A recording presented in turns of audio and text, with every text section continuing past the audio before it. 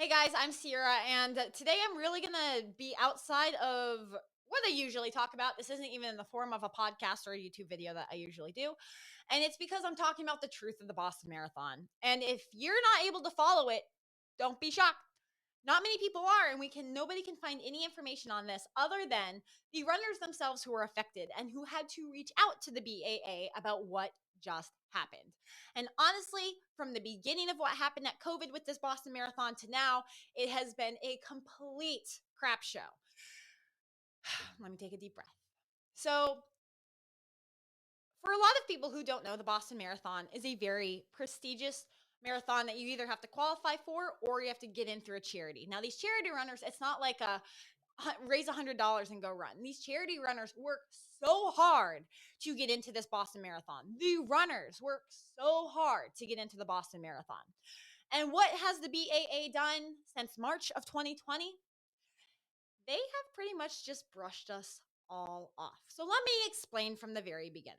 Like, I was supposed to run the Boston Marathon in 2020, like so many other hardworking people, so many other incredible runners, and it's no secret of what happened back in April of 2020. That I get. But you know what? After that, it has been a snowball of horribleness and poor handling on the BAA, or the Boston Athletic Association, who puts on the Boston Marathon's side. And I'm going to tell you right now, before we get started, I am not recording this video because, oh, I want to run the Boston Marathon. I deserve it. No, I am simply saying what we all want as runners is a fair way to get into the Boston Marathon. But that is not what has happened. That is not what has happened, and it has been a horrible mess.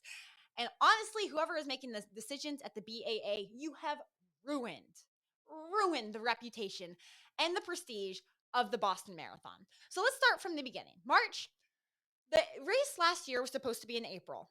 In March, it was postponed because of all the panic on the pandemic side. Like, it's not a joke. Like, we know what happened. We were all lived it. It was postponed until September. In May, at the end of May, they actually canceled the Boston Marathon for the runners in 2020.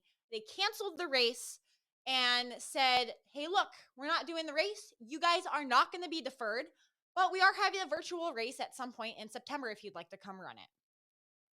All right, so this was kind of the first mistake that the BAA decided to make. Cool, they did refund us. Thank you. Actually, a lot of us were appreciative in a weird time, in a weird circumstance. You were able to refund us the money that we paid, which was, I think, is $230. But here's the screwed up part. Boston Marathon is part of one of 6 major marathons. There is Tokyo, Berlin, London, Chicago, New York, and Boston. Boston out of these 6 was the only marathon that didn't allow any runners to be deferred from 2020 to 2021. Chicago, everybody else deferred them to either 2021, 2022, 2023. A lot of places actually gave us the option of what we wanted to do, except the Boston Marathon. Not right. Honestly, that was the first tick mark. All right, so handling awfulness number 1.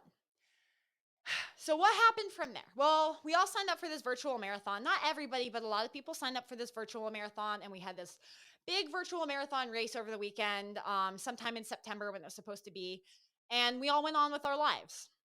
They sent us a shirt, they sent us a medal, and they said, congrats, you're running around the world. All right, cool. Fine. All my hard work literally went to me just running back around where I trained for this marathon for. It was an expensive race to run around my neighborhood for. I'm just going to put it that way.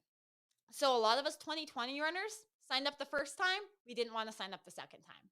So now in October and November and December, it kind of becomes we all know what was going on around then. Nobody knew what COVID was going to do come the springtime. And in the spring, it was supposed to be in April. Well, they postponed it to October. That's okay. All of us were like, at least you're taking in to account for our safety. Here is the worst part.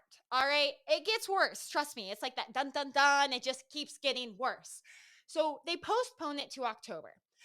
They reduced the field size on average. So there's like, between 30,000 to maybe, I think, the 34,000 runners that usually run the Boston Marathon. They decreased it to 20,000 runners. 20,000 runners. Now, I know they were taking into account that people from overseas might not be able to make it because countries are still shut down. And there are people who didn't want to go out in the crowds who weren't going to sign up. So that is what they told us. On top of this, so they didn't defer us 2020 runners. Now, some of you know that there have been marathons going on where you could qualify for the next Boston Marathon. They opened the qualifying window from September of 2018 to April of 2021. That is almost 3 years worth of runners who qualified for this race that was reduced by 10,000 runners, at least 10,000, if not more. And on top of that, about 4,000 was charity runners. So that only leaves about maybe 15, 16,000 spots for people who actually qualified. You cut the pool in half. And boy, did the buffer show that, because it doubled, if not tripled, probably even more than that, to what it happened to us. So, for those of you who do not know, when you run the Boston Marathon, you have to hit a qualifying time. On top of that, when you register, you have to pray to the Boston gods that this time is good enough to also get past that next buffer of what they do to cut people off. In 2020, it was a little over a minute was the buffer. You had to beat your qualifying time and be a minute better than your qualifying time to race in 2020. Well, let's reduce that field size and let's increase that pool of runners. So now we just pretty much knocked out a lot of 2020 runners who were just thinking that we were going to be able to use this time. Why go out for another qualifying race? And hopefully they make the good decision to honor our qualifying times in 2020. Wrong. And on top of it, other people are getting ready to do 2021. So they were out there racing and getting ready for it. So we've got a huge field size, or a huge pool of runners, and a decreased field size. You want to know what the buffer was for 2021 to get into? 7 minutes and 49 seconds. You guys, the last time that there was a buffer this big was in 2019, or to get into the 2019 marathon. And that was a close to 5-minute buffer. Since then, they did bring back the times by 5 minutes, making it a little bit harder to get your qualifying time to apply to the Boston Marathon. Now you can see the anger of the 2020 runners. Not only were we just completely brushed off with that virtual marathon back in September. You guys, this was a run a lot of us were looking forward to. It was my first run. I have talked to so many people who had spent years at this point trying to qualify for Boston, getting ready to run Boston 2020, and they were just brushed off. I've seen so many comments saying, you pretty much screwed over all the 2020 runners. And to be honest with you, that's it's just disgusting. It's disgraceful. You told us that our hard work really meant nothing, and you're going to go out there and use the excuse that, we're in weird times. Yes, we're all in weird times. Why do you have to make it any worse for us?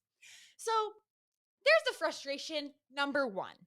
And all of us already ran this virtual Boston that was pretty much free advertising, free marketing, and a larger pool of people to reach and money for the BAA. Because it is no secret that the BAA is a business.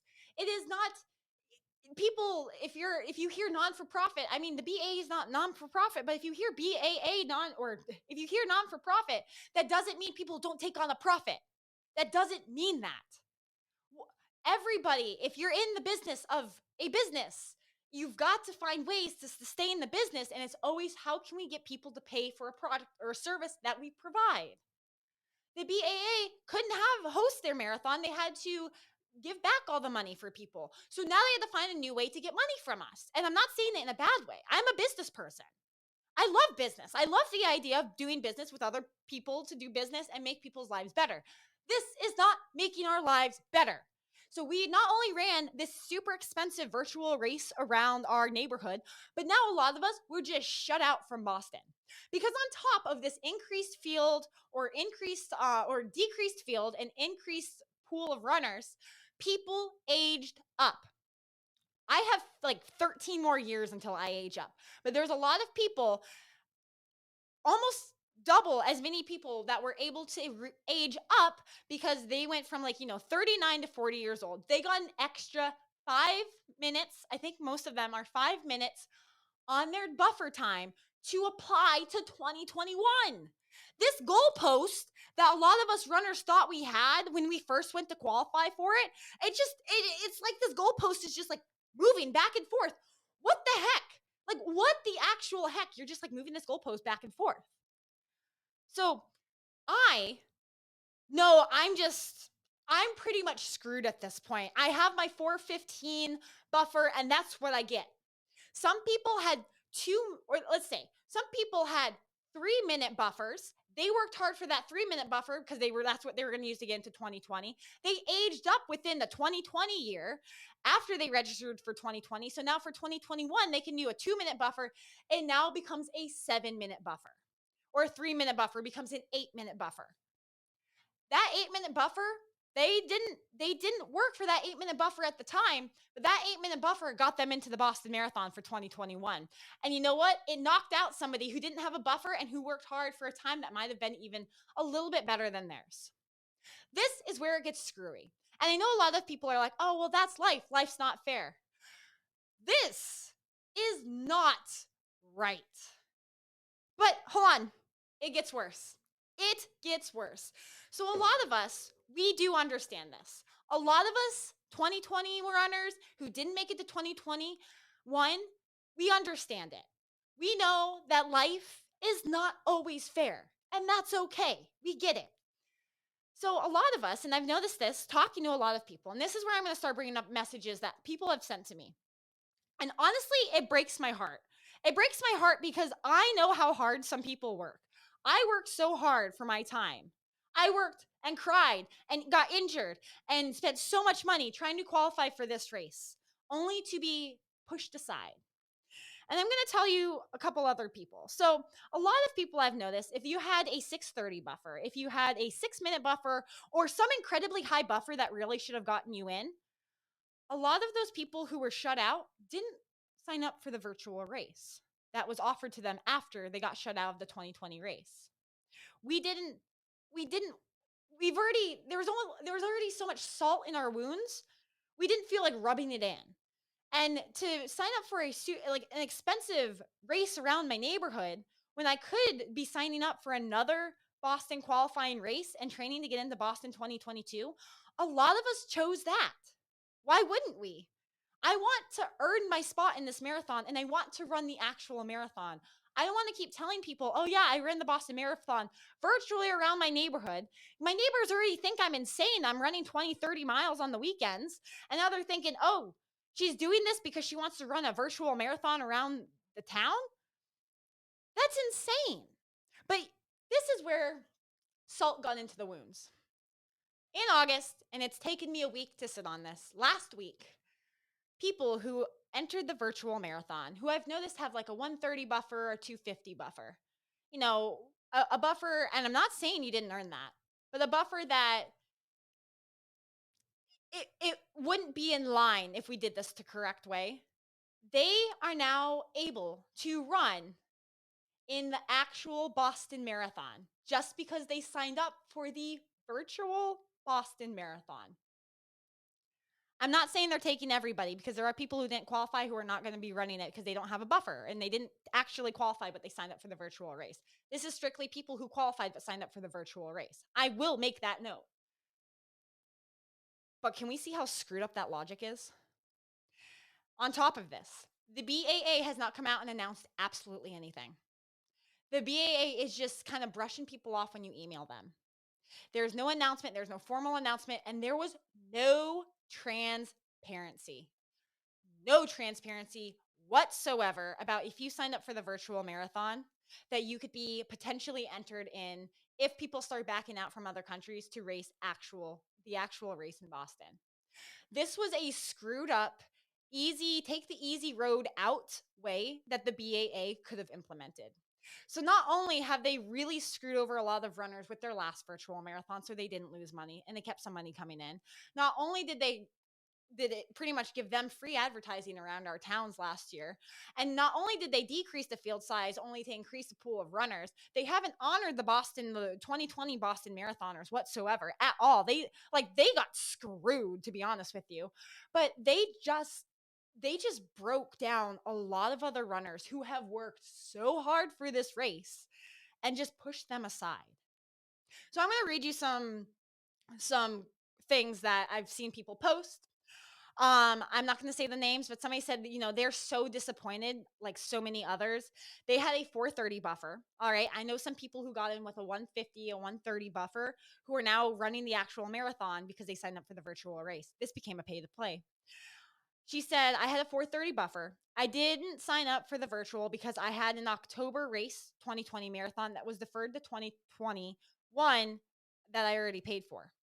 If given the chance, of course, I would have run Boston. Below, someone said, same here with a 3:57 buffer. If I would have known there was a chance for Boston spot to open up, I wouldn't have booked travel and signed up for an October marathon elsewhere. This is heartbreaking. I'm also going to send you another one that somebody sent me. On the Boston feedback, thanks to COVID, I've now run 3 BQs and have yet to make it to Hopkinton. First one had a 3:30 buffer for 2019 and didn't make the almost 5-minute cutoff. Got in the 2020 field and it had been canceled. And then he had a 5-minute and 48 cushion for 2021, but didn't make the massive cutoff. This guy most likely didn't age up. He didn't age up, and he was stuck in the middle. I can use my last BQ to register for one more time in 2022. But like us rest of the runners, but with the Delta variant taking over, I fear another limited field size where his 5:48 won't do it. Since then, he's had a daughter and does not have the time to put in a 60-mile weeks and get back into a sub-3 shape to do this all over again. For many people that do not realize, a lot of men, they have to run sub-3 marathons to qualify. It's not a walk in the park. It's not that we're in the Olympics. They have to run these types of marathons to qualify. That is not easy. And before I read a few more of the messages, I want to make something clear. Because I can see, poor decisions make people very defensive. And I can see this being a defense and a backlash tactic if the BAA were to come out to use. A lot of people, if they signed up for the virtual race, the BAA may think that, oh, well, they're going to be ready to run a marathon technically over the same weekend. On average, it takes about 8 to 12 weeks for a seasoned runner to get ready for a marathon. We were about exactly maybe 8, maybe 7 weeks out from the Boston Marathon when these emails started going out last week. That is enough time to give us seasoned runners who are most likely already running at least time to get in shape for a marathon. Now, if you've ever trained from a marathon to a BQ qualifying marathon, it's 2 separate trainings. A lot of us can get in shape for a marathon and be able to survive the 26.2 miles. It is another thing to take the mental willpower, the nutrition, the training, and everything else to get that BQ time. That is a whole nother monster. And the fact that they're sitting here thinking, well, they won't have time to run a marathon between now and then. Yes, we can get in shape to get to 26. What's going to be harder for people is to get in shape to get that 26.2 in under a certain time frame. That takes a lot of grit. That takes a lot of dedication. And for some people, due to illnesses, due to medical problems, due to new kids, due to changing circumstances, we don't have that time. A lot of people lost their job on top of it. Training for a marathon can be extremely expensive when you're trying to get a certain time. Massages, injuries, chiropractic appointments, new shoes, new everything.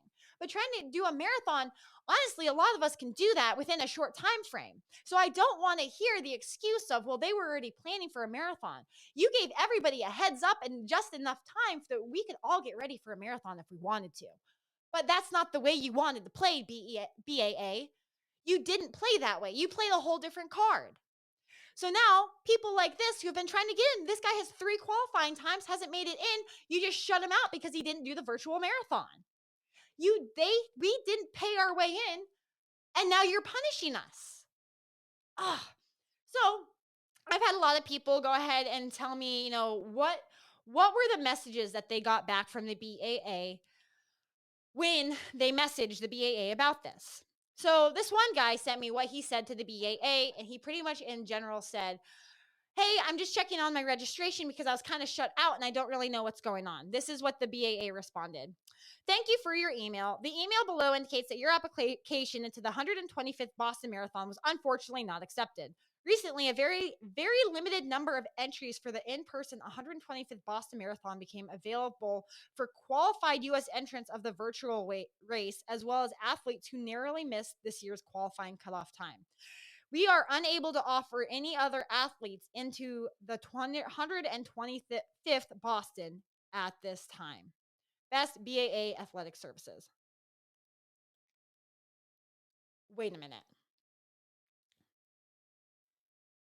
Entrance of the virtual race as well. Why was it the virtual race? Was it because you guys just easily had a list of people? Did we completely just toss out the window any idea of how hard it is to qualify, so we're just going to pick the virtual people? What is this?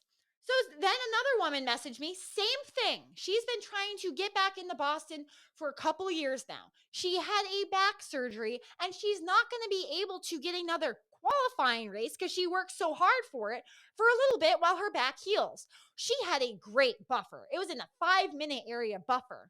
Well, she's been shut out too. And she also emailed them too.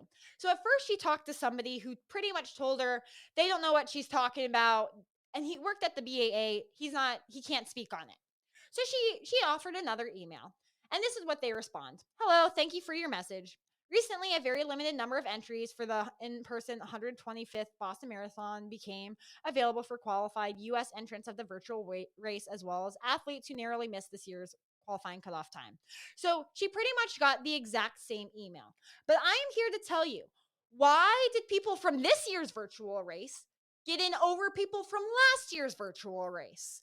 I also want to knock down a whole nother problem with this.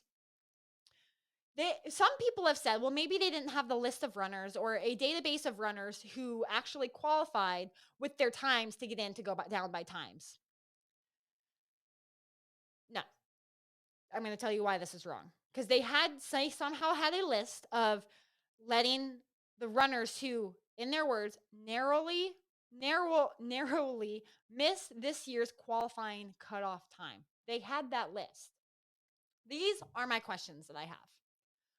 How long were they planning on allowing the virtual runners in if people were starting to back out from other countries?